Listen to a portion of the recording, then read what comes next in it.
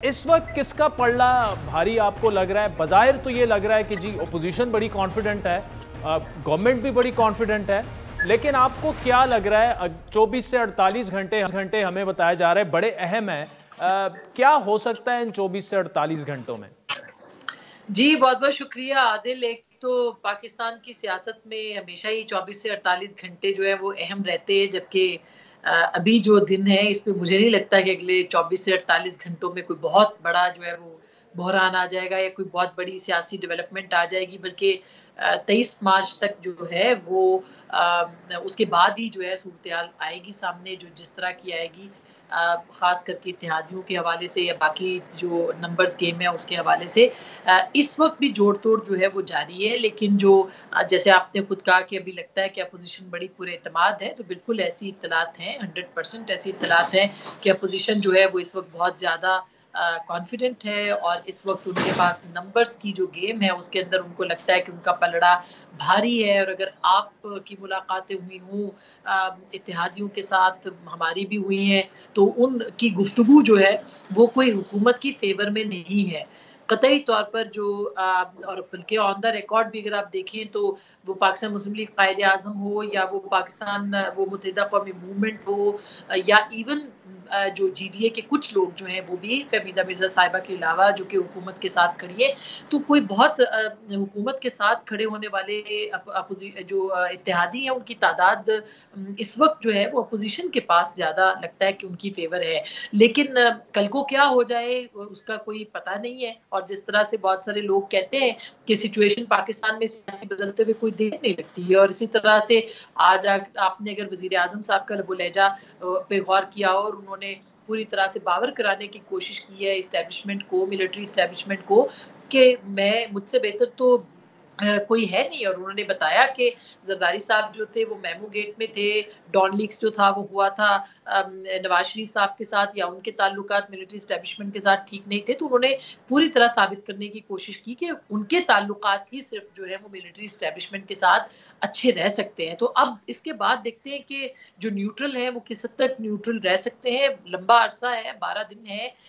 लंबी रेस है जिसमें कि लोगों को कहीं थक ना जाएँ, अपोज़िशन के साथ जो अभी खड़े हैं वो ना थक जाएँ, जो हुकूमत के साथ खड़े हैं वो ना थक जाएँ। तो मेरा ख़्याल है कि कोई हतमी नतीजा तो फ़िलहाल मुझे नहीं लगता कि अगले चंद घंटों के अंदर कोई निकल सकता है।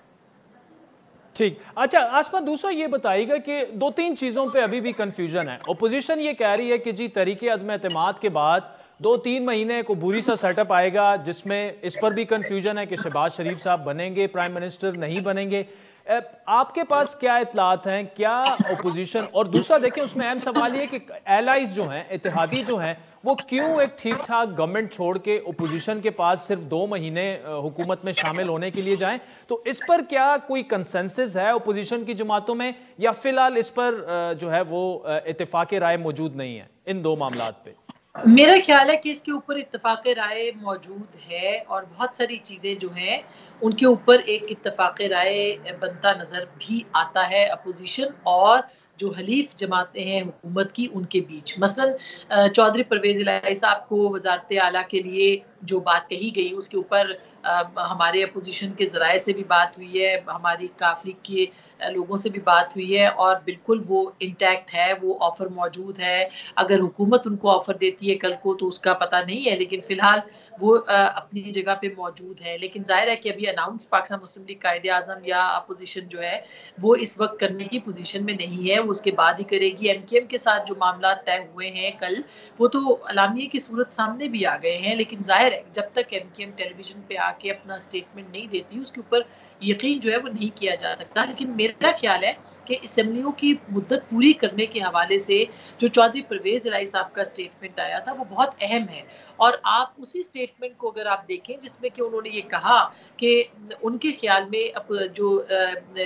सारी असेंबली है उनको अपनी मुद्दत पूरी करनी चाहिए, तो इससे यही लगता है कि ना सिर्फ सिंध की असेंबली बल्कि पंजाब की असेंबली भी अपनी मुद्दत पूरी कर सकती है। और केपी की असेंबली भी इसी तरह से, वो तो खैर है ही पाकिस्तान तहरीक इंसाफ के पास, और बलूचिस्तान असेंबली के अंदर जो है वो भी हम हमारे प्रोग्राम पे बिलावल भुट्टो साहब ने कहा कि वो बाप और मौलाना फजलुर रहमान मिल के वहाँ पे सेटअप बना सकते हैं, तो मेरा ख्याल है कि एक पूरा लाए अमल अपोजिशन के पास मौजूद है। और मेरे जो ज़राए हैं वो ये भी कंफर्म कर रहे हैं कि अपोजिशन अब तक हाल जो है वो अपना जो उन्होंने अपना एक लायबल बनाया है उसके ऊपर वो कायम है, और इसी तरह से उनकी जो अंडरस्टैंडिंग है हलीफ जमातों के साथ हुकूमत की वो भी मौजूद है। और इस सिलसिले में जरदारी साहब का किरदार बहुत अहम पहले दिन से था और अभी भी बहुत अहम है। फिर वही बात है, आखिरी हतमी तौर पर ज़ाहिर है कुछ कहा नहीं जा सकता, लेकिन हुकूमत की जो घबराहट है इस वक्त वो इस बात की निशानदेही ज़रूर कर रही है कि कहीं ना कहीं कुछ ना कुछ नंबर्स के ऊपर प्रॉब्लम है, जो कि अब हुकूमत वाज़े तौर पर कह रही है कि डी चौक के ऊपर अब हमें अपनी ताकत का मुजाहिरा करना है। ठीक, लेकिन आसमा इसमें फिर अगेन वही सवाल के जो इत्तेहादियों की इस बारे में जो स्टेटमेंट्स आई हैं कि जी असम्बलियां अपनी मुद्दत पूरी करें, लेकिन नून लीग का अपना एक बड़ा प्रिंसिपल स्टांस है इस पे, और स्पेशली जो नवाज शरीफ साहब की एक आइडियोलॉजी और उससे जुड़े लोग हैं उनसे जो हमारी बात होती है वो कह रहे हैं कि इस पर कोई दो राय नहीं मौजूद, और मियां साहब अभी भी ये समझते हैं कि ये जो नया सेटअप आएगा अगर अदम एतमाद कामयाब हो जाती है वो सिर्फ 2 से 3 महीने का होगा। तो ऐसा ना हो कि वैसी मतलब एक पॉलिटिकल डिस्टेबिलिटी हमें पाइपलाइन में नजर आ रही है, अगर इमरान खान साहब को हटा दिया जाए और फिर आपस में ही ये लोग इनके कंसेंसस ना बन पाए तो ऑब्वियसली मुल्क के लिए वो सूरत हाल भी खतरनाक हो सकती है। देखिए आदिल, इस मामले के ऊपर एक चीज जो है वो बहुत वाजे है, और वो वाजे बात ये है कि अपोजिशन का इस बात पे मुकम्मल इत्तफाक है कि मौजूदा हुकूमत को जो है वो आईनी तरीके से घर भेजा जाए।